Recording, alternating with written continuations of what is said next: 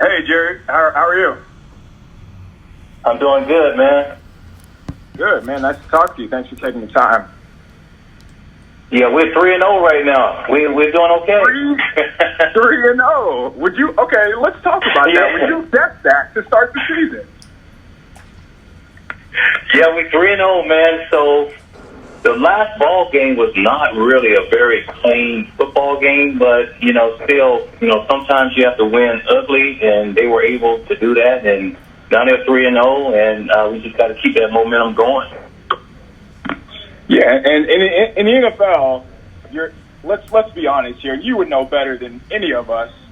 It doesn't matter who you play. Everybody's going to give you their best shot, no matter if it's a backup quarterback, no matter if you're playing Steve Young and Jerry Rice. Right. These games are going to be competitive. It's the NFL. Yeah, they're always going to be competitive, and still you have to find a way to win. And the Niners did that, this past weekend because they had 5 turnovers. And normally it's like it's no way you win with 2 turnovers back in the day. But now, they had 5, but they were able to overcome that. That defense played well. They kept them out of the end zone because I think they were in the red zone so many times. And that defense just, stepped their game up and kept the offense in the game. Yeah, the defense was put in some tough spots, but there are times where the defense is going to have to bail out the offense. There's going to be times where the offense is going to have to bail out the defense. And sometimes special teams is going to have to come up and make a play. So that's just football. It's a team sport. And I think what we're seeing is, for the first time in a long time, the 49ers are playing complementary football. Would you agree with that? Yeah, exactly. I totally agree with that because, back in the day when I played, I always use this reference back in the day, but defense, they were further along than offense. So it took us a while to catch up to that defense. And towards the end of the season, we were working on all, cylinders. And I think that's why you feed off each other. If the offense is putting points up and the defense is having a difficult day, you got to continue to do that on offense. If the defense is keeping them out of the end zone and the offense is not playing that well, you have to give those guys their just due too. So, they're complementing each other right now. But overall, I think toward the end, they'll be working completely on the same page. Yeah, totally agree. And if it comes to January and the 49ers are in the divisional playoff game, nobody is going to care that they beat a backup quarterback in September. It's about winning. Like, that's what this game is for. It's all about winning, man, no matter what. Whatever you have to do to get a win. And in the NFL, it's real difficult to accomplish that because, like what you said, every team is going to bring their best. After you. And you got to be able to withstand that. There's going to be highs and lows. There's going to be mistakes, but you got to be able to overcome that. But when it comes, January and you're in the playoffs, then you start all over again. You forget everything that you have done during the season because now it starts, during the playoffs. Sure does. And so you talked about, just how defenses are ahead, and you see that in training camp where offenses are still doing install and still learning stuff. But the defense, it's simple. They're playing fast. What would you say the biggest difference in today's game is compared to when you played? God, the biggest difference, I would say probably the run-pass option. That was something we didn't use. We had to run and shoot, man. I mean, it was more about, I would say it was more about chemistry then because every position had to take care of themselves. The offensive line, they had to be the best that they could be, the running backs, the receivers, all of that. And everything was timing. If it was a 3-step drop, Joe or Steve, the ball was in the air, before I came out of my route.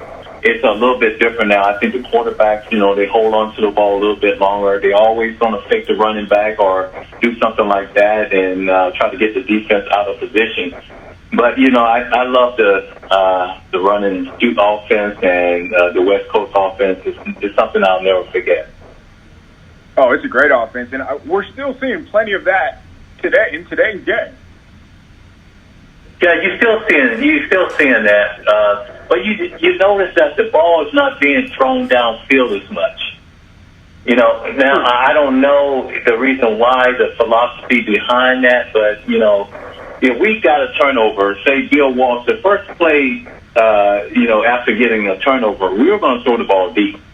I mean, we were going for the home run, and you don't see a lot of that in the game today. But you know, I still love the game. I still support it, and I'm still going to, you know, go out there and try to root my Niners on. Oh, they are playing well. They are definitely playing well. Would you say that you're surprised by their 3-0 start? You know, no, I wouldn't say that. The most important thing is to keep Jimmy G healthy. If they do that, then I think, you know, we'll be okay. You know, and you keep him upright. You let him stand back there and assess everything. I think he's smart enough, and he's been around enough where he's going to get the ball in the hands of the playmakers where they could, you know, try to get into the end zone. Yeah, I thought the first game we really saw that he was just a guy that hadn't played football in a year, and he wasn't used to getting hit, and he was just coming off the injury, and you could tell that. In the last couple of weeks, he's really bounced back. He's played well. So it's good to see him, and look like a franchise quarterback that the 49ers had invested in. So we talked about the close games, the Steelers. As a player, was it more fun to play in a blowout game, or did you like the nerve-wracking close games where it comes down to the last play? You know what? I just enjoyed everything, man.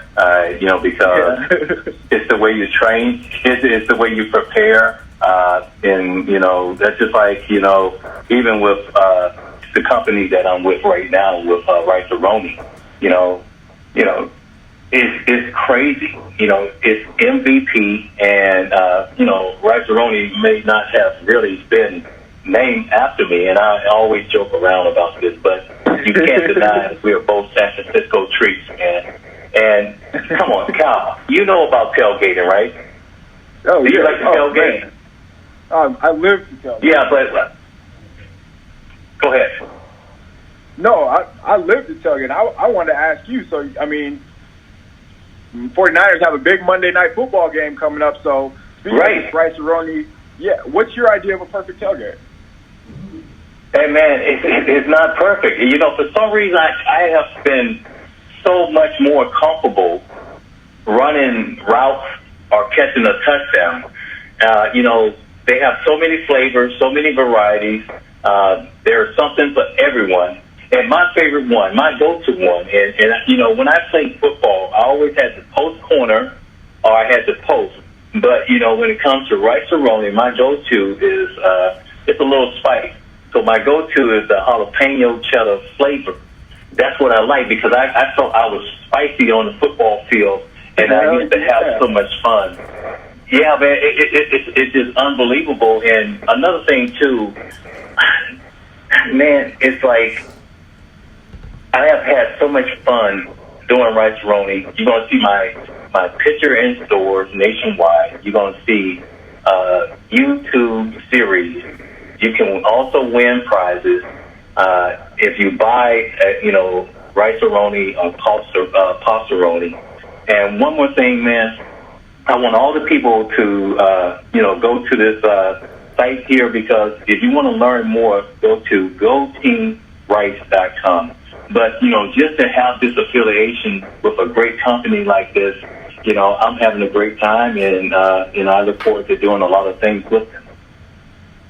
Why Rice-a-Roni? Like, name aside, why did you choose to partner with Rice and Pasta-Roni? Well, because, like I said, it's like I always use the 4 F's. It's about friends, family, fun, and food. And like I said, they have, you know, so many varieties. And it's real simple. You can get away from the hot dogs. You can get away from the hamburgers and do all that and try something different. And I just felt like it was a great team, and I'm glad to be on board. That's great. And, okay, so let's say that Monday Night Football coming up against the Browns. If you could tailgate with one 49er, who would that be? Current 49er. Current 49er? Yeah. Who would your tailgate? Monday Night Football? Yeah, if you could take it would one have to be guy. probably. It would be Jimmy G. Oh, why Jimmy G? Why the guy? It would be Jimmy G. I have always liked Jimmy G. You know, since he came over from the Patriots, and you know, he had a little rough patch where you know, he was not throwing the ball that well. You know, there was a little criticism that he had to fight through a little adversity and stuff like that.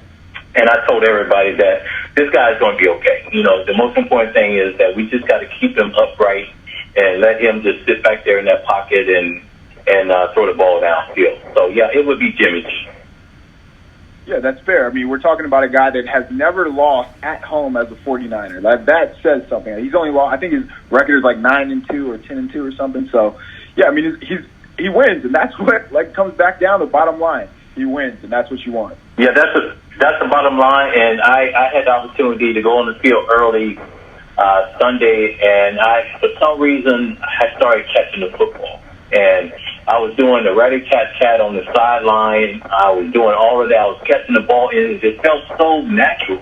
Again, you know, after being out of the game for so long, to see that ball, to watch the front of that ball rotate, and then you make that catch and stuff like that and keep your feet in, it just felt natural for me, and I felt like I had maybe another 80 catches in me if I had screwed it up. Is that a love that just never goes away? Yeah.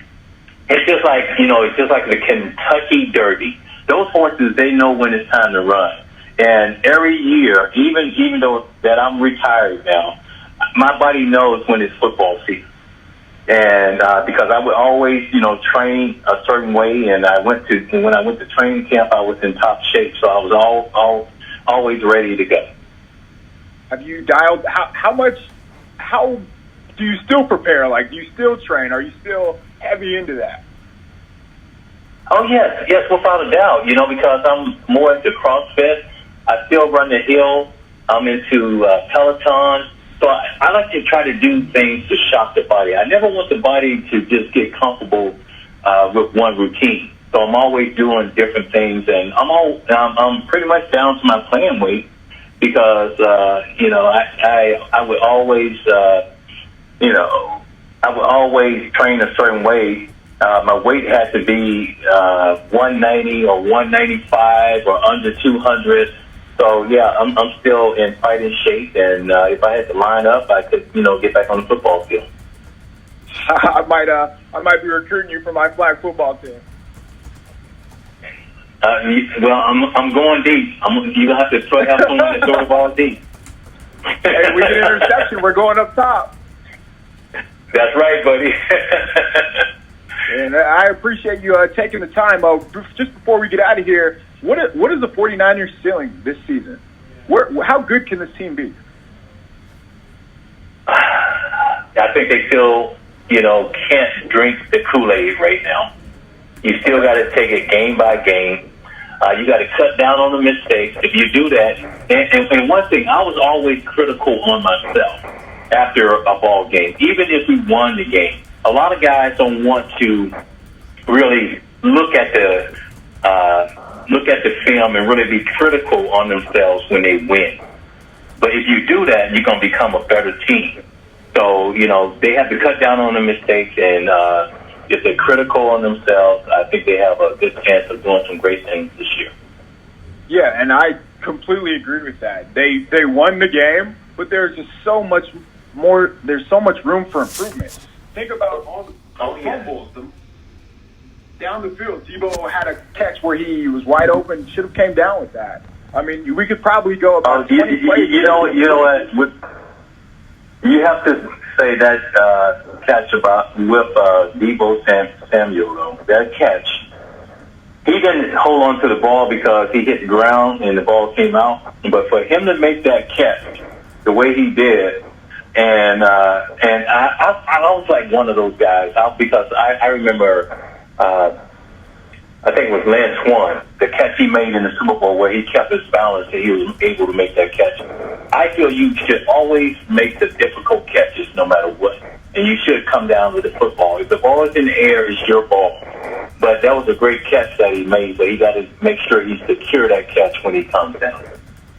and I imagine, he's going to protect the ball next time. He's going to spin where his elbow doesn't hit the ground because like Lynn Swann, you just mentioned that those are the catches you get remembered for. Those are the plays where that separates the Jerry Rices from the rest of the receivers. You consistently make the big play. And I know Debo will get there, but he's not there just yet. Yeah, no doubt. But you can tell he's the go-to guy. And he's just going to have to continue to, make plays. But overall, I think the entire team, they got to secure the ball and protect it. If they do that, they're going to have a great season. Yeah, they will. Okay, tell me right now, playoffs, yes or no for the 49ers? Yes, I'm thinking playoffs. Okay, right on. All right, man. Well, yeah, I appreciate you taking the time. Okay. Hey, no problem. Take care.